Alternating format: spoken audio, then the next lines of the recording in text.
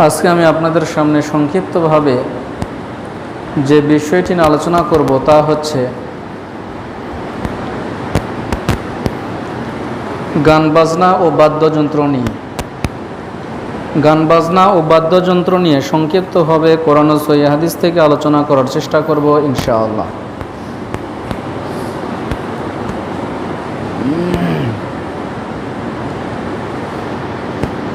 শুরুতেই একটি বিষয়, সেটা হচ্ছে আজকের বিষয়টা এমন একটি বিষয় যে বিষয়টির সঙ্গে পরিচিত হওয়ার আগে বা আলোচনা করার পূর্বে আমরা একটি উদাহরণ পেশ করছি। সেটা হচ্ছে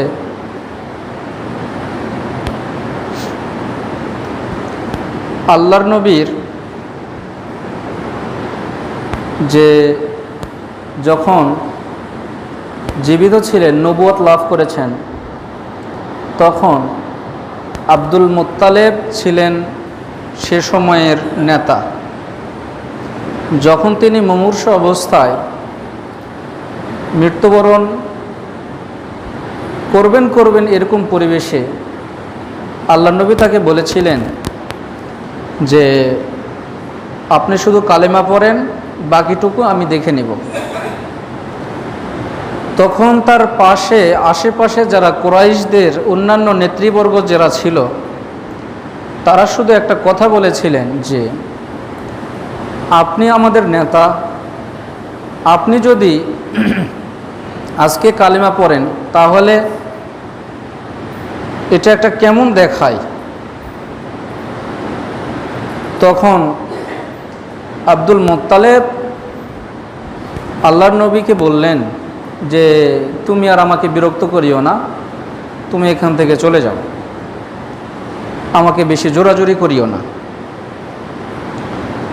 তখন আল্লাহ তাআলা তাকে বললেন যে হে নবী, আপনার দায়িত্ব শুধু এতটুকু যে মানুষকে জানিয়ে দেওয়া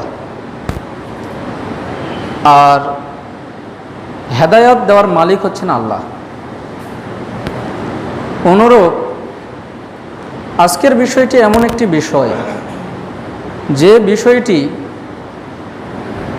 বর্তমান যে পরিবেশ, বর্তমান যে জামানা, বর্তমান যে সভ্যতা, এই সভ্যতা, এই জামানা, এই পরিবেশ এর সঙ্গে এমনভাবে জড়িয়ে পড়েছে যে মানুষ চাইলেও সেখান থেকে বের হওয়া একটা মুশকিল হয়ে যাচ্ছে, তার পক্ষে কঠিন হয়ে যাচ্ছে, তার পক্ষে অনেক কষ্টকর হয়ে যাচ্ছে।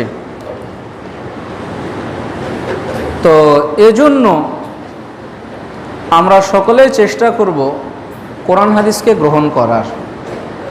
তার কারণ মানুষ যদি কিয়ামতের ভয়াবহতা যদি দেখত, কবরের ভয়াবহতা যদি দেখত, জাহান্নামের ভয়াবহতা যদি দেখত, তাহলে পরিবেশটা ভিন্ন হয়ে যেত। এজন্য করব মানার নিয়তে শোনার। আমরা যেটুকু শুনব চেষ্টা করব যে এখানে যা কল্যাণকর আমরা সেটাকে গ্রহণ করব। আল্লাহ তাআলা বলছেন ওয়া মিনান নাসি মান ইয়াশতারি লাহুল হাদিস লিইউদিল্লা আন সাবিলিল্লাহ বিগাইরি হক। আল্লাহ তাআলা বলছেন ওয়া মিনান নাসি মান ইয়াশতারি লাহুল হাদিস, মানুষদের মধ্যে এক শ্রেণীর মানুষ থাকবে মান ইয়াশতারি লাহুল হাদিস, যারা গান বাজনা বাদ্যযন্ত্রকে ক্রয় করবে, লিইউদিল্লা আন সাবিলিল্লাহ, মানুষকে আল্লাহর পথ থেকে দূরে রাখার জন্য,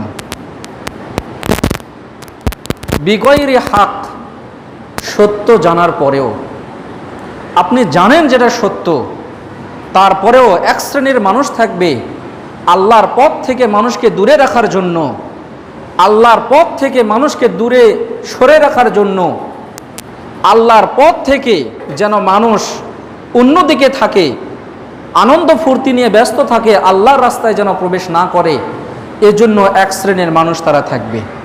আল্লাহ তাআলা বলছেন উলাইকা লাহুম আযাবুম মুহিন, তাদের জন্য আল্লাহ বলছেন তাদের জন্য থাকবে অপমানজনক শাস্তি। এই যে যারা মানুষকে গান বাজনা বাদ্যযন্ত্রের মাধ্যমে লাহু ওয়াল হাদিস, মুফাসসিরগণ এই কথাটার ব্যাখ্যা করেছেন যে বাদ্যযন্ত্র, গান বাজনা এগুলোর মাধ্যমে মানুষকে আল্লাহর পথ থেকে তারা দূরে সরে রাখে। তো এদের জন্য কিয়ামতের মাঠে থাকবে অপমানজনক শাস্তি। আচ্ছা, আল্লাহ কিছু কিছু জায়গায় বলেছেন আযাবুন আলিম, যন্ত্রণাদায়ক শাস্তি, আবার কিছু কিছু জায়গায় বলেছেন আযাবুম মুহিন, অপমানজনক শাস্তি। দুটার মধ্যে পার্থক্য কি? শাস্তি তো দুটাই। একটা হচ্ছে আপনাকে আবদ্ধ ঘরের ভিতরে যদি দুইটা কেউ চড় থাপ্পড় মারে, দুইটা যদি বাড়ি মারে, একাই, কেউ দেখলো না, তেমন একটা নিজেকে অপমান বোধ হবে না। কিন্তু আপনি এমন একজন সম্মানিত ব্যক্তি,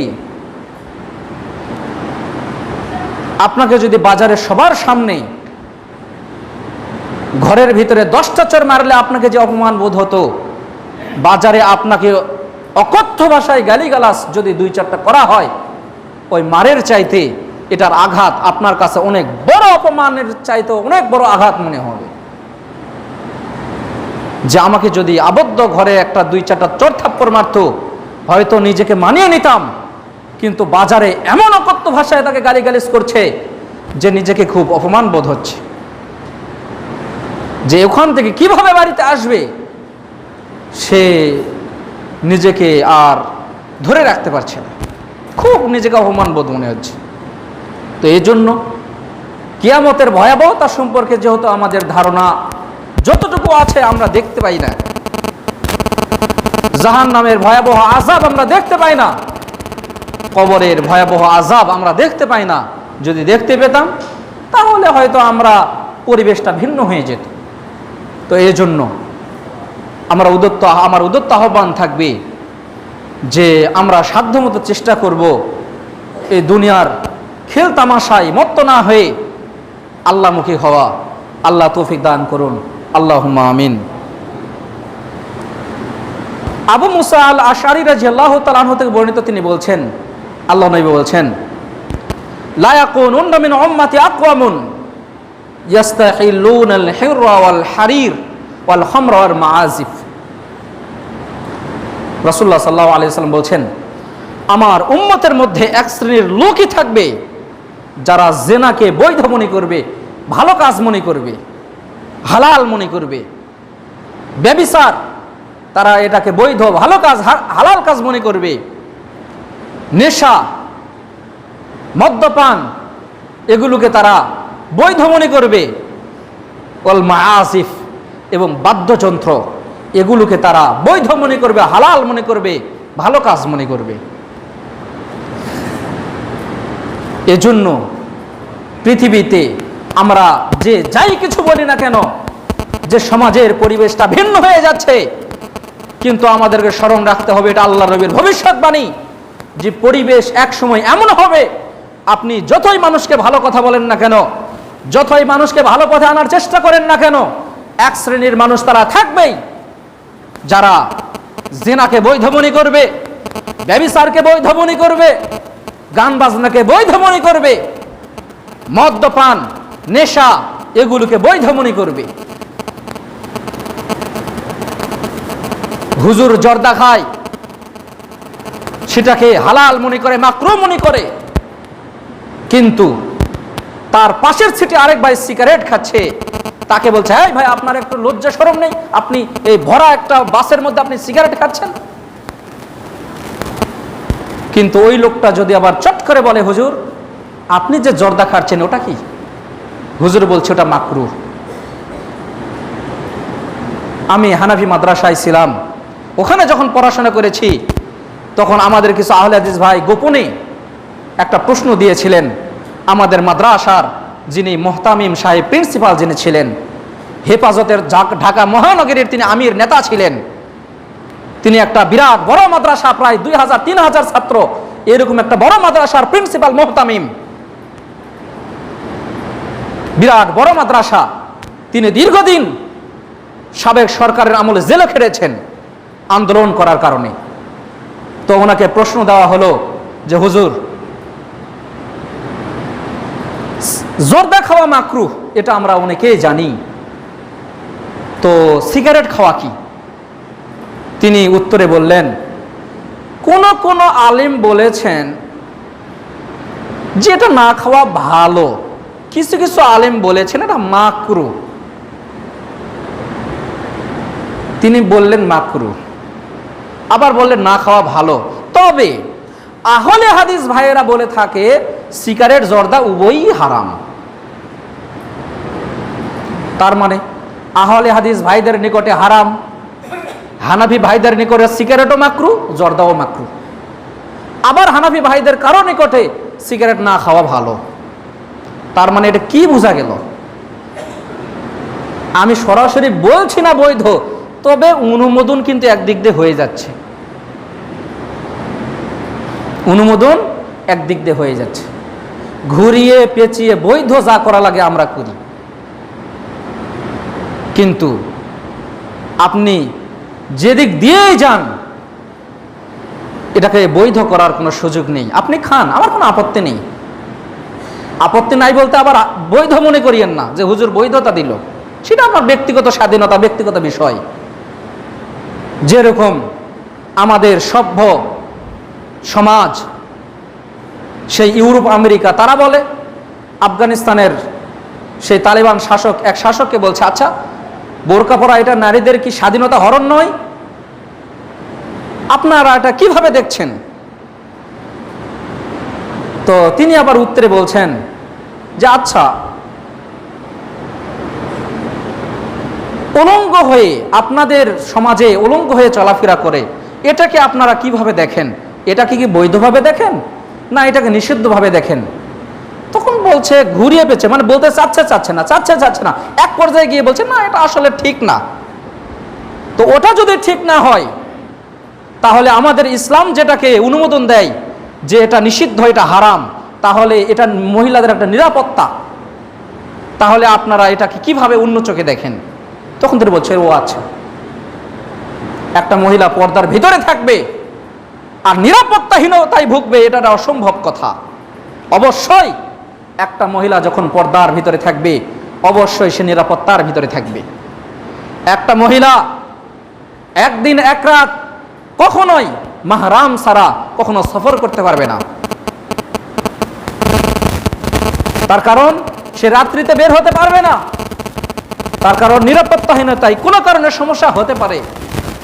ইসলাম কখনো কোনো মহিলাকে খাটো করে দেখে না, বরং তার নিরাপত্তা সবসময় ইসলাম দিয়েছে।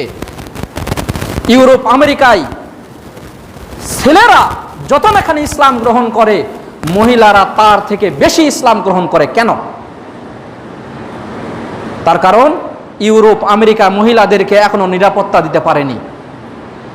তাদেরকে তারা ভোগের সামগ্রী মনে করে, যে এরা মহিলা, এরা মেয়ে, এরা আমার ভোগের সামগ্রী।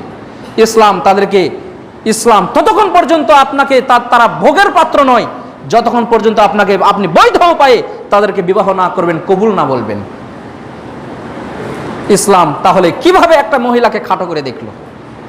এজন্য এই যে গান বাজনা, একটা মেয়েকে নিয়ে আসে আপনারা একটা পাড়াতে নাচাবেন, একটা মানুষের সামনে নাচাবেন, এটা কি আপনারা ভালো চোখে দেখেন? এটাকে কি আপনার নারীর স্বাধীনতা বলেন? যদি এটাই হয় নারীর স্বাধীনতা, তাহলে আমি আপনাদেরকে জিজ্ঞাসা করি যে যখন তারা নিরাপত্তাহীনতায় ভোগে, যখন কেউ তাকে রেপ করে, তখন আপনারা কেন বলেন যে নারীর স্বাধীনতা চাই, নারীর স্বাধীনতা চাই? কেন তাদের উপর অত্যাচার করা হলো? তারা ওখানে না গেলে তো আর এরকম কাজ হতো না। তাদেরকে কেন আপনি ওইভাবে মানুষের মাঝে নাচ গানে দিলেন? একটা মেয়ে যখন আপনি পাড়াতে নিয়ে আসবেন নাচ গান করার জন্য, তাকে আগে নাচ গান শিখতে হয়। তো যেখানে নাচ গান শিখতে হয়, কার কাছে শিখে? অধিকাংশ গিয়ে দেখবেন ছেলে টিচার। টিচার, নাচ গানেরও টিচার আছে, ছেলে টিচার। গিয়ে দেখবেন তাদের কোমরে হাত দেয়, অনেক সময় কোমরে হাত যায়, অনেক সময় বুকের সঙ্গে বুক মিলিয়ে যায়। তো এগুলো কি নিরাপত্তাহীনতা নয়? তাহলে কেন আপনার মেয়েকে আপনি ওখানে দিলেন? কেন আপনি একটা মেয়েকে ক্রয় করে টাকা পয়সা দিয়ে নিয়ে এসে আপনি কেন তাকে নাচালেন? ইসলাম এটাকে কখনোই আপনাকে সাপোর্ট দেয় না। রাসূলুল্লাহ সাল্লাল্লাহু আলাইহি ওয়াসাল্লাম বলছেন, ইবনে আব্বাস রাদিয়াল্লাহু তাআলা আনহু থেকে বর্ণিত, তিনি বলছেন, ইন্নাল্লাহা তাআলা হাররামাল খামরা ওয়াল মাইসিরা ওয়াল কুবা। নিশ্চয়ই আল্লাহ মদ, ওয়াল মাইসির এবং জুয়া, নেশাদার দ্রব্য সবগুলোকে এবং নাচ গান বাদ্যযন্ত্র সবগুলোকে হারাম করেছেন। হারাম মানে কি? নিষিদ্ধ। এগুলো আপনি করতে পারবেন না। যত প্রকার নাচ গান বাদ্যযন্ত্র যত শ্রেণী আছে কোনোটা বৈধ নয়। ইসলামী গানের সঙ্গে লাগালেও বৈধ নয়, কোন হালাল গানের সঙ্গে লাগালেও বৈধ নয়। একটা গান হতে পারে সেটা কাজী নজরুলের গজল, হতে পারে সেটা কোনো ইসলামিক কবি গায়কের গজল। গজল যতই হোক, গজলের কথাগুলো যদি ভালো হয় অবশ্যই সেটাকে ইসলাম বৈধতা দেয়। তবে ওটাই আবার হারাম হবে তখন যখন ওটাকে বাদ্যযন্ত্রের মাধ্যমে আপনি সেটাকে কনভার্ট করবেন, সেগুলোকে যখন জোড়াতালি দিবেন। অনেক ইসলামিক গান রয়েছে, অনেক ইসলামিক গজল রয়েছে যেগুলো ভালো, কিন্তু ওগুলোর সঙ্গে গান সেট করা রয়েছে, নিষিদ্ধ, হারাম। গান যখন থাকবে না হালাল বৈধ, গান যখন সেট করা হবে হারাম নিষিদ্ধ, ওর ধারে কাছে যেতে পারবেন না। এমনকি আবু উমামা রাদিয়াল্লাহু তাআলা আনহু থেকে বর্ণিত, তিনি বলছেন, আল্লাহ নবী বলছেন, লা তাবিউল কায়নাত, তোমরা নায়িকা নর্তকী এদেরকে তোমরা ক্রয় বিক্রয় করতে পারবে না। ওয়ালা তাশতারুহুন্না, তোমরা তাদেরকে ক্রয় বিক্রয় করে নিয়ে আসতে পারবে না। আমি কিছু টাকার বিনিময়ে তাদেরকে পাঠালাম একটা গ্রামে, নিষিদ্ধ। আবার গ্রামের লোকজন তাদেরকে ক্রয় করে নিয়ে যাবে, এটাও নিষিদ্ধ। ওয়ালা তুআল্লিমুহুন্না, আরে নাচ গান করা তো নিষিদ্ধ। তাদেরকে, ছেলে মেয়েদেরকে নাচ গান শিক্ষা দেওয়া নিষিদ্ধ। ওয়াসামানুহুন্না হারাম, আপনার মেয়ে আপনার ছেলে যেই টাকা নাচ গান করে যেই টাকাটা পাবে এই টাকাটাও হারাম বা নিষিদ্ধ। সামান, মূল্য, সেটা টাকা বলেন, দিরহাম বলেন, দিনার বলেন, যেটাই বলেন না কেন, রিয়াল, সবগুলোই, সেটা আপনাকে ওই ভাষায় যেটাই বলেন সেটা হারাম, নিষিদ্ধ। ছেলে মেয়েকে নাচ গান আপনি শিখাইতে পারবেন না, গান শিখাইতে পারবেন না, নাচ শিখাইতে পারবেন না। আপনি এত বড় ভালো টিচার, এত বড় ভালো মনে করিয়েন না যে টিচার ভালো, আমার মেয়ের শরীরে হাত না দিয়ে তাকে শিক্ষা করাবে, তাকে নাচ গান শিক্ষা করাবে, আর তার অঙ্গে প্রত্যঙ্গে হাত দেবেন, এটা অসম্ভব একটা কথা। হয় তার টিচারের সঙ্গে মেলামেশা করবে বা সম্পর্কে করাবে, না হলে তার কোনো বন্ধু বান্ধবের সঙ্গে সম্পর্ক করাবে। আপনি পিতা, আপনি না হয় মনে করেন না কঠোর, আমি খুব কঠোর, মেয়েকে খুব চেক দেই, অসম্ভব। আপনার স্ত্রী যে দেখেন মোবাইল দিয়ে কথা বলায়, আপনি চেক করিয়েন। আপনি যখন বাড়িতে যান তার আগে ছেলের সঙ্গে কথা বলা শেষ। আপনি মনে করেন, আপনি তো সারাদিন রাত 10টার পরে বাড়িতে যান, সারাদিন যা দেখেন আপনার স্ত্রীর সামনে কথা বলেন আপনার মেয়ে, তারপরে ঘটকের মাধ্যমে প্রস্তাব দিয়ে বিয়ে হয়ে যায়, কিন্তু বিয়ের আগে সব কাম শেষ। অথচ আপনারা এগুলোকে সভ্য সমাজ বলে দাবি করেন, এগুলো কখনো সভ্য সমাজ নয়। একটা মেয়ে একটা টিচারের কাছে গিয়ে গান শিখবে, নাচ শিখবে, আর তার শরীরে হাত দিবেন, এটার অসম্ভব কথা। আরে যেদিন আপনি বুঝতে পারবেন মেয়ে কারোর সঙ্গে সম্পর্ক করছে, তার মানে আপনি যদি, আপনার শরীরে যদি রক্ত থাকে, আমি আপনাকে বলবো মেয়েকে বিবাহ দিয়ে দেন। তুই স্বামীর সঙ্গে যা ইচ্ছা তাই করে এখন। স্বামীকে রাতে কত গান শোনাবি শোনা, কত নাচ দেখাবি দেখা, আমার আর কোনো টেনশন নেই। যতদিন আপনি বিবাহ না দিবেন, মেয়ে যদি কোনো অপকর্ম করে, এর ভাগ, এর অন্যায়ের ভাগ আপনাকেও নিতে হবে। আপনার বাড়িতে একটা মেয়ে, আপনার পাশের বাড়ির একটা মেয়ে, সে নাচ গান করে, সে গান গায়, সে বিভিন্নভাবে কিছু করে, সেগুলোর মাধ্যমে টিকটক করে, রিলস ভিডিও বানায়, সেগুলোর মাধ্যমে টাকা ইনকাম করে। মাসে কত আপনার কল্পনা নেই। একটা মেয়ে নাচ গান করে, টিকটক বানিয়ে 5 থেকে 6 লক্ষ 10 লক্ষ টাকা পর্যন্ত কামাই করে। যা দেখেন বিল্ডিং বাড়ি করছে, হ্যাঁ আমার জানাশোনা এরকম মেয়ে রয়েছে। তার পাশের বাড়ির মেয়ে এখন তার বাপ মা বলে, দেখতো ও কত টাকা কামাই করে মাসে মাসে, তুমি এগুলো কিছু করতে পারো না?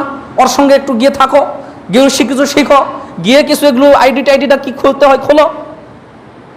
মা বলে, পিতা বলে, দাদা বলে, দাদি বলে, কিন্তু করে করুক, আমি ওগুলোতে নাই। এরকমও পিতামাতা রয়েছে। আল্লাহ তাদেরকে হেদায়েত দান করুন, আল্লাহুম্মা আমিন।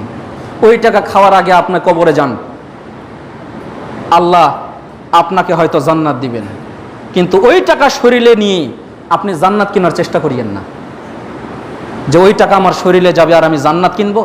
এত সোজা মনেই করিয়েন না। জান্নাত কি হাওয়াই লাড্ডু মুখে দিলাম আর খেয়ে নিলাম? এত সহজ মনে করিয়েন না। জান্নাত পাওয়া অতীব সহজ, জান্নাত পাওয়া অতীব কঠিন। আপনি হিন্দু ছিলেন, আজকে ইসলাম গ্রহণ করেছেন, এক ওয়াক্ত নামাজও পড়েননি, জোহরের আগে মৃত্যুবরণ করেছেন, জান্নাত। সুবহানাল্লাহ ওয়া বিহামদিহি। এরকম সাহাবী রয়েছে, ইসলাম গ্রহণ করেছে, এক ওয়াক্ত নামাজও পড়েনি, যুদ্ধের ময়দানে গিয়েছে, শহীদ হয়েছে, জান্নাতে চলে গিয়েছে। এরকম হওয়ার চেষ্টা করে। আল্লাহ সকলকে কবুল করুন, আল্লাহুম্মা আমিন। নাফে রাদিয়াল্লাহু তাআলা আনহু থেকে বর্ণিত, তিনি বলছেন, সামিয়া ইবনু ওমর মিজমারন, ওমর রাদিয়াল্লাহু তাআলা আনহু একবার গান শুনলেন, গান শুনতে পেলেন।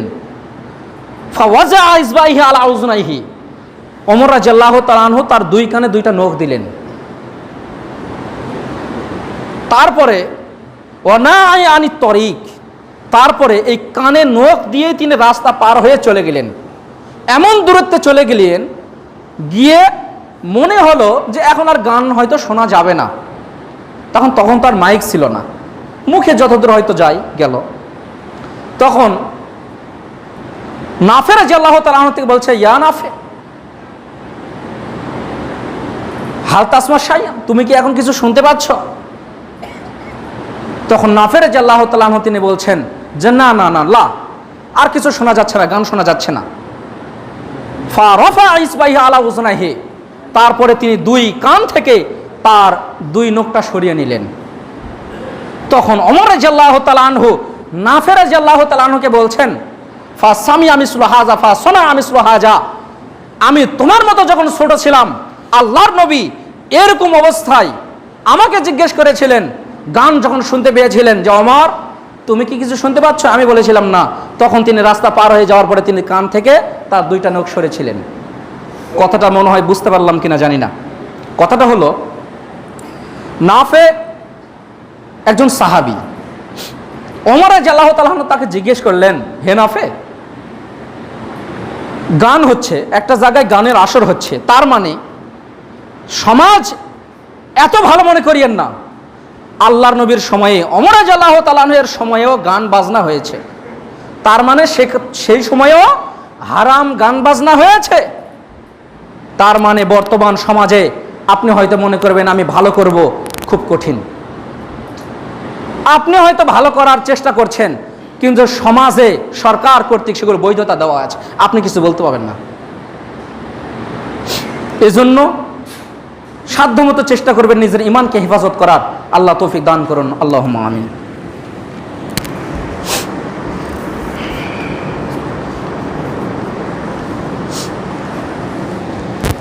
আলহামদুলিল্লাহ ওয়াহদাহু ওয়াসসালাতু ওয়াসসালামু আলা মান লা নাবিয়্যা বা'দ, আম্মা বা'দ।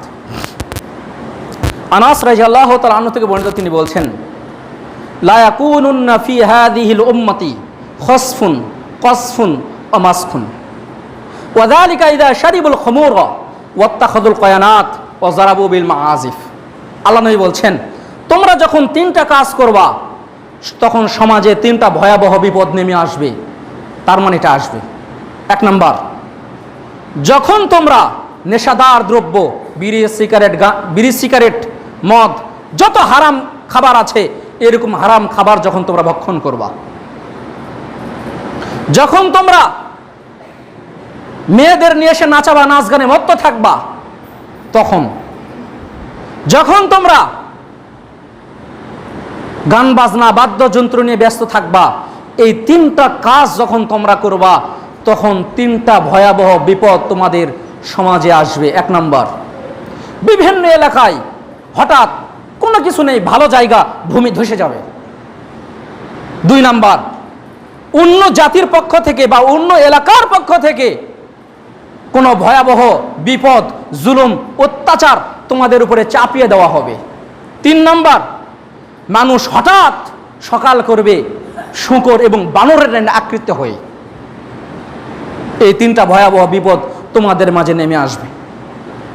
আরে এত বড় ভালো মানুষ, সমাজে এত ভালো মানুষ থাকতে এই গ্রামে এত বড় বিপদ আসতে হলো, বলি না আমরা? এই বিপদগুলো আসবে কখন? যখন আমরা এই কাজগুলো করব। আল্লাহ সকলকে এগুলো থেকে বিরত থাকার তৌফিক দান করুন, আল্লাহুম্মা আমিন। ইবনে আব্বাস রাদিয়াল্লাহু তাআলা আনহু থেকে বর্ণিত, তিনি বলছেন, লা ইউবাইতান্না কওমুন ফি হাযিহিল উম্মতি আলা তুআমিন ওয়া শারাবিন ওয়া লাহমিন। রাসূলুল্লাহ সাল্লাল্লাহু আলাইহি ওয়াসাল্লাম বলছেন, যখন তোমরা রাত্রি জাগরণ করবা, নেশাদার দ্রব্য, মেয়েদের নিয়ে নাচানাচি, আনন্দ ফুর্তির মধ্যে যখন তোমরা রাত্রি অতিবাহিত করবা, ফায়াসবাহু কদ মাসাফু কিরদাতান ওয়া খারাজিরা, তখন হঠাৎ সকাল তোমরা করবা শূকর এবং বানরের ন্যায় অবস্থায় তোমরা সকাল করবা। মুফাসসিরগণ এই কথাটাকে দুই ভাগে ব্যাখ্যা করেছেন। এক নাম্বার, হয় তোমাদের আকৃতি হয়ে যাবে বানর এবং শূকরের ন্যায়। দুই, সমাজের পরিবেশ এমন হয়ে যাবে যে মানুষ এগুলোকে বৈধ মনে করবে। তাদের চেহারা দেখে মনে হবে একটা ভালো মানুষ ফজরের সালাত আদায় করার পরে যেরকম একটা আনন্দ ফুর্তি লাগে, একটা মনটা ফ্রেশ লাগে, অনুরূপ তাদের অবস্থা হবে তার থেকে ভিন্ন, অন্যরকম একটা ভালো লাগে না। ঘুম থেকে উঠে দেরি করে 10টা 11টা 12টার সময় শরীর ভালো লাগে না, ম্যাচম্যাচ করে, ব্যথা করে, কীরকম একটা অন্যরকম একটা পরিবেশ। এজন্য আমরা সকলেই চেষ্টা করব যে, যেহেতু হাদিসে স্পষ্ট করে বলা হয়েছে যে তাদের আকৃতি হবে বানর এবং শূকরের নেই, কীরকম হবে আমরা জানি না, তবে আল্লাহ এটা কিভাবে পরিবর্তন করবে, যেহেতু আল্লাহ নবী বলেছেন বানর এবং শূকরের নেই, তবে আমরা সাধ্যমতো চেষ্টা করব। বর্তমানে এরকম পরিবেশ কোথাও দেখা গিয়েছে কিনা আমার জানা নেই, তবে হতে পারে একটা পরিবেশ এরকম আসবে যা আল্লাহ পরীক্ষা করতে করতে যখন দেখা যাবে যে সমাজের মানুষ আর ভালো হচ্ছে না, তখন হয়তো এরকম পরিবেশ চলে আসবে। রাসূলুল্লাহ সাল্লাল্লাহু আলাইহি ওয়াসাল্লাম বলছেন, আবু মুসা আল আশআরী রাদিয়াল্লাহু তাআলা আনহু থেকে বর্ণিত, তিনি বলছেন, রাসূলুল্লাহ সাল্লাল্লাহু আলাইহি ওয়াসাল্লাম বলছেন, লা ইয়াশরাবানা নাসু মিন উম্মাতিল খামারা ইউসাম্মুনাহা বিগাইরি ইসমিহা ইউযাফু আলা রুহুসিহিম বিল মাআজিফ ওয়াল মুগান্নিয়াত ইয়াকসিফুল্লাহু বিহিমুল আরদ। রাসূলুল্লাহ সাল্লাল্লাহু আলাইহি ওয়াসাল্লাম বলছেন, আমার উম্মত নেশাদার দ্রব্য মদ তারা পান করবে, কিন্তু মদ নেশাদার দ্রব্য পান করবে কিন্তু তার নাম রাখবে ভিন্ন।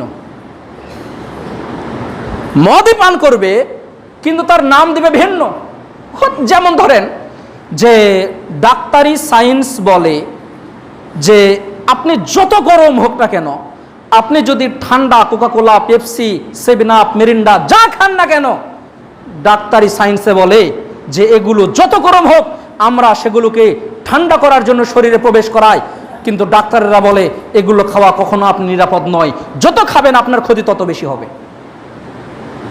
এগুলো কোনোটাই খাওয়া নিরাপদ নয়।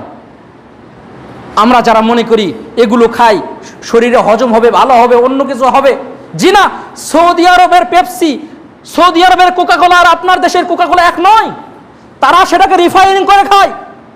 আপনার দেশের যেটা নেশা থাকে ওখানে ওই দেশে সেটা থাকে না। আমরা অনেকে শুধু সামনে যেটা দেখি সেটাই মনে করি ওর নাম কোকাকোলা, তার মানে ওরাও কোকাকোলা খায়। আমরাও খাচ্ছি, সমস্যা কোথায়? সৌদি আরব খালি বৈধ হয়ে যাবে না। আমি ধরে নিলাম যদিও তারা খায়, যদি সেটা নাম ভিন্ন করে তারা খায়, তারা খাইলে সেটা বৈধতা হয়ে যাবে না। তার মানে ইহুদি খ্রিস্টান কি মনে করেছেন আপনার মতো বসে আছে, হাতে চুরি পরে বসে আছে মনে করেছেন আপনার মতো? তারা সব সময় চেষ্টা করছে মুসলমানদেরকে কিভাবে ধোঁকা দেওয়া যায়। মার্ক জাকারবার্গ তারা বলছেন যে আমার ছেলে মেয়েদেরকে আমরা ক্লাস 10 পাস, আইএ পাস করেছে, আমরা এখনো তাদেরকে বিভিন্ন মোবাইল টোবাইল কিছু দেই নাই। আর আপনার ছেলে 5 বছর বয়স, 4 বছর বয়স, 10 বছর বয়স মোবাইলে গেম খেলে। আপনি যেগুলো বোঝেন না আপনার সন্তান বোঝে। তারা এগুলোকে দেয় না, তারা বই হাতে তুলে দিয়েছে, আর আমরা দিয়েছি মোবাইল, নাও গেম খেলো। এক ভাই মোবাইল কিনছে, আমি বলেছিলাম ভাই একটু র্যাম রোম বেশি দেখে কিনেন, এটা তো অল্প। তো বলছে না ভাই একটু হালকা ভালোই হবে, আমার ছেলে একটু গেম খেলবে। পড়তে চায় না তো, যখন একটু কান্নাকাটি করতে ভালো লাগে না, তখন একটু মোবাইলটা ধরে দিব, গেম খেলবে, যেন মনটা ভালো হয়ে যায়। জি না, যত দিন যাবে ছেলে আপনার খারাপ হবে। আল্লাহ সকলকে বোঝার তৌফিক দান করুন, আল্লাহুম্মা আমিন। আর একটা হাদিস ছিল, সময় শেষ, আমি আর আলোচনা দীর্ঘায়িত করব না। তবে সর্বশেষ একটা কথা বলেই আমি আমার আলোচনা শেষ করব, সেটা হচ্ছে আপনাদের সমাজের পরিবেশ পরিস্থিতি কেমন আমি জানি না। যেহেতু আমার ধারাবাহিক আলোচনা এইভাবে চলতে থাকবে, তারই ধারাবাহিকতায় আজকে আমার আলোচনা গান বাজনা, নেশাদার দ্রব্য এগুলো সম্পর্কে। নেশাদার দ্রব্য না, মূল আলোচনা আমার গান বাজনা।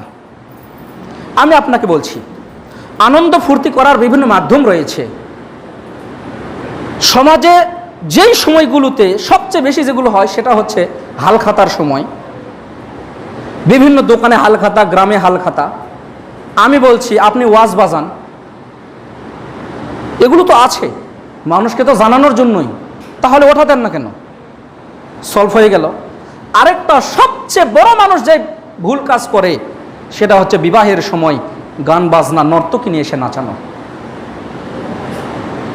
আমাদের দেশ 95% দেশ আমরা সানি লিওনকে নিয়ে এসে আমাদের দেশে নাচাই। সানি লিওনকে, হুজুর আপনি সানি লিওনকে কিভাবে চিনেন? আপনি বলতে পারেন? মাদ্রাসা পড়ার সময় এক ভাই আমাকে জিজ্ঞেস করেছিল, হুজুর ভাই আপনি সানি লিওনকে চিনেন? আমি ইয়ার্কির ছলে বলেছিলাম না ভাই আমি চিনি না। ভাই আমি নিশ্চিত আপনি মিথ্যা বলছেন। আমি আসলেই চাচ্ছিলাম যে সে জানুক যে আমি চিনি না, কিন্তু পরবর্তী আসলে ভাই আমি চিনি। আমি চাচ্ছিলাম যে হয়তো তুমি অন্য কিছু মনে করবা। তো বর্তমান যে পরিবেশ, মোবাইল আপনার হাতে থাকবে আর আপনি এগুলো চিনবেন না, এটা অসম্ভব কথা। আমি চাই যেহেতু বিবাহের সময় একটা যে দাম্পত্য জীবনের সবচেয়ে প্রথম যে একটা কাজ, এটাও একটা ইবাদত, এটাও একটা ভালো কাজ, অথচ আপনি হারাম দিয়ে শুরু করছেন। আপনি কিভাবে আশা করেন আপনার দাম্পত্য জীবন সুখী হবে? কিভাবে আপনি চিন্তা করেন আপনার ছেলের দাম্পত্য জীবন সুখী হবে? হারাম দিয়ে শুরু করছেন জীবনের সূচনা লগ্ন, আর আপনি চিন্তা করছেন আপনার দাম্পত্য জীবন সুখী হবে? জি না, এত ভালো মনে করিয়েন না। আল্লাহ সকলকে বোঝার তৌফিক দান করুন, আল্লাহুম্মা